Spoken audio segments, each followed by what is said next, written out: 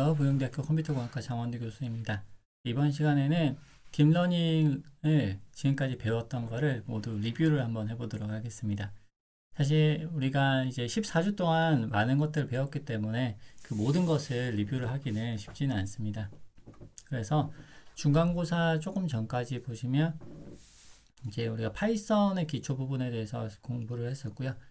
이후 부분에 딥러닝 부분을 공부를 했었는데 딥러닝 부분만 간단하게 굉장히 빠른 속도로 리뷰를 하도록 하겠습니다. 그냥 어떤 것들을 배웠고 어떤 것들을 했다라는 정도로 여러분이 기억을 되살리는 정도로 이렇게 가볍게 봐주시면 좋겠습니다. 처음에 우리가 딥러닝 모델의 기본 구조에 대해서 설명을 했습니다. 딥러닝에 대한 딥러닝 모델은 입력에 대한 해석을 출력하는 일종의 함수다 라고 이제 설명을 드렸고요.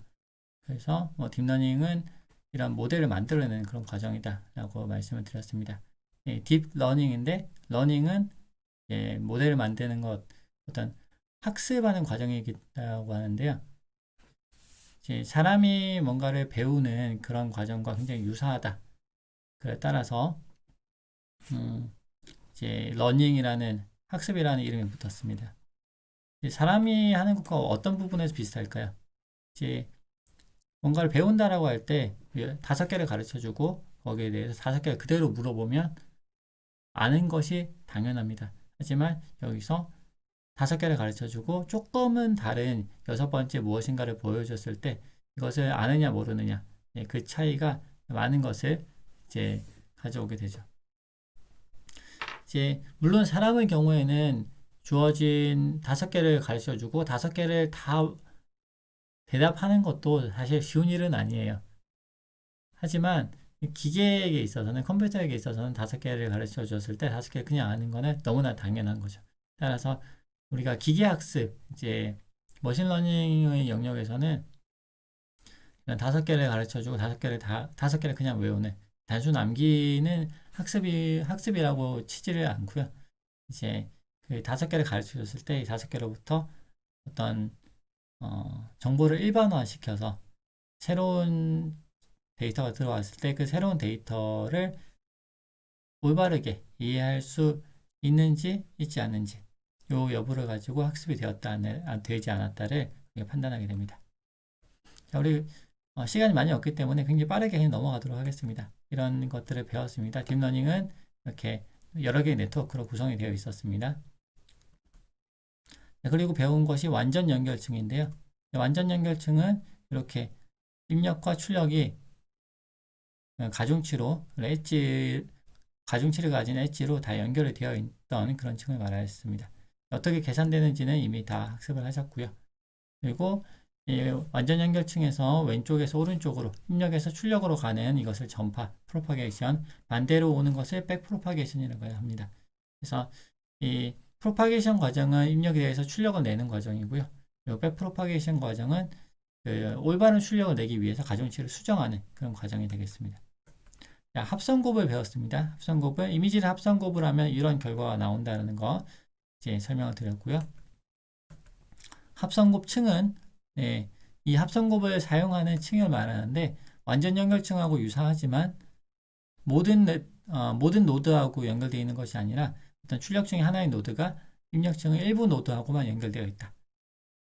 그런 그 부분이 이제 핵심적으로 다른 부분이 되겠습니다.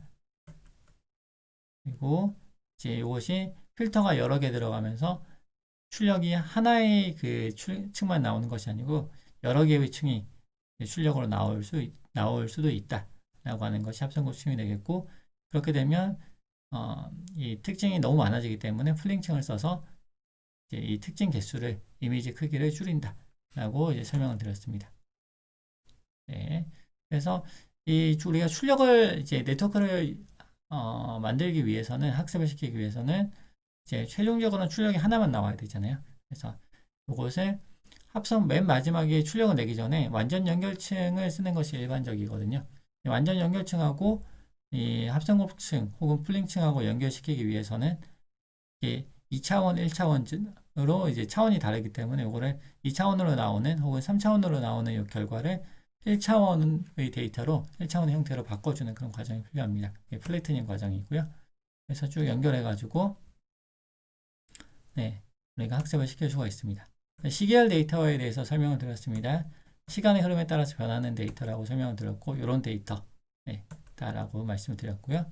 그리고 데이터 전처리 과정이 있었는데, 시계열 데이터의 경우에 특히 일반 데이터의 경우에도 전처리 해야 되겠습니다만은, 시계열 데이터의 경우에는 이게 데이터가 아무래도 센서나 센서 같은 실시간으로 계속해서 데이터가 들어오는 그런 환경이다 보니까 데이터가 이상치가 들어오는 경우가 많습니다. 그래서 이상치나 결측치가 들어오는 경우에 어떻게 해야 되는지 설명을 드렸었습니다.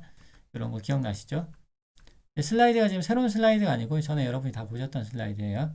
자, LSTM층은 이렇게 생겼는데 이것만 봐가지고 도대체 뭐가 뭔지 잘 모르겠죠. 그래서 이거를 제가 이렇게 RNN부터 시작을 해가지고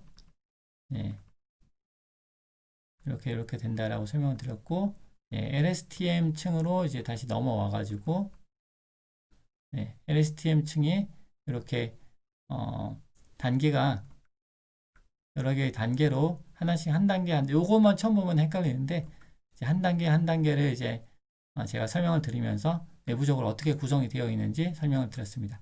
핵심은, 순환신경망은 기본적으로 웨이트를 공유해서 이렇게 한다라는 것이 핵심이 되겠고요.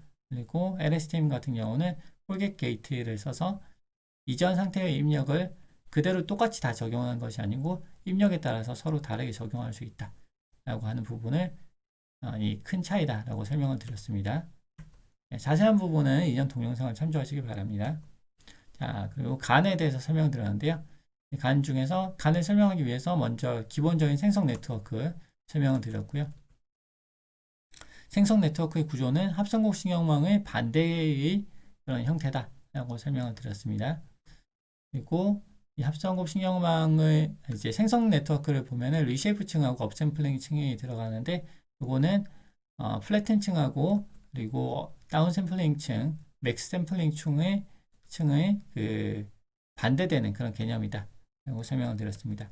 생성 네트워크를 통해 가지고 이런 이미지들을 이렇게 생성 네트워크를 구성해서 이렇게 숫자를 임의로 생성할 수 있다 라고 말씀을 드렸고, 좀 더 실제 진짜 데이터하고 비슷하게 만들기 위해서 적대적 생성 네트워크라고 하는 것이 들어간다 라고 새롭게 만들어진다라고 설명을 드렸습니다. 그리고 이 간이 어떻게 구성되어 있는지, 생성자와 판별자가 합쳐져가지고 한꺼번에 학습이 된다. 말씀드렸고, 판별자는 또 별도로 학습이 되죠. 그런 학습 구조에 대해서 설명을 드렸습니다. 말이 아까 조금 꼬였는데, 판별자는 판별자 자체적으로 학습이 되고요.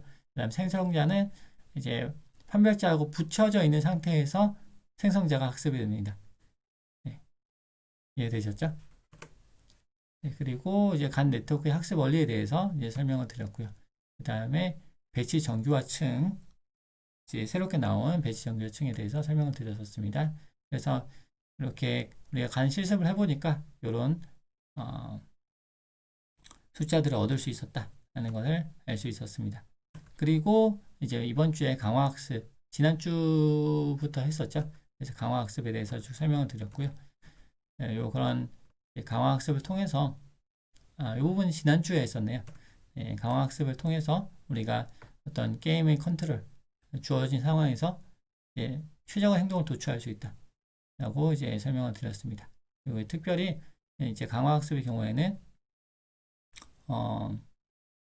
굉장히 복잡한 굉장히 다양한 경우의 수가 많아서 입력에 해당하는 출력을 우리가 지정해서 학습 데이터셋을 만들기 어려운 경우에 강화학습을 또 사용한다 라고 설명을 드렸습니다.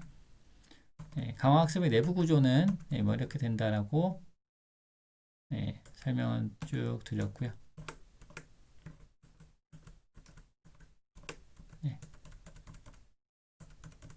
이렇게 여러 번 반복해가지고, 죄송합니다. 반복해가지고, 시뮬레이션을 통해가지고 에이전트를 학습한다. 그 시뮬레이션을 통해서 보상을 계산을 하고, 그리고 그 보상을 최대화하도록 에이전트를 학습한다. 라고 이제 제가 설명을 드렸습니다. 자, 그래서 이제 이번 주에 AWS 그 딥레이서까지 여러분이 실습을 해 보셨고요. 그렇게 이번 학기가 마무리가 되었습니다. 오늘 배운 내용이라기보다는 이제 이번 학기 중간고사쯤부터 이제 해서 이번 학기 후반부에 여러분이 배우신 내용입니다. 이런 것들을 배우셨습니다. 그래서 기말고사는 여러분이 이제 이미 제가 공지를 드렸던 바와 같이 이제 요 이론 부분에 대해서 이제 그 시험이 오픈북으로 시험이 이루어질 거고요. 그리고 이제 프로젝트는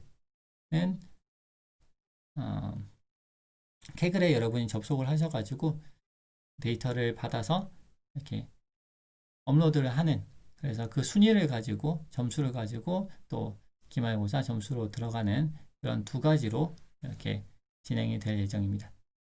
네, 캐글 이제 프로젝트에 대해서는 잠깐 쉬었다가 조금 더 설명드리도록 하겠습니다.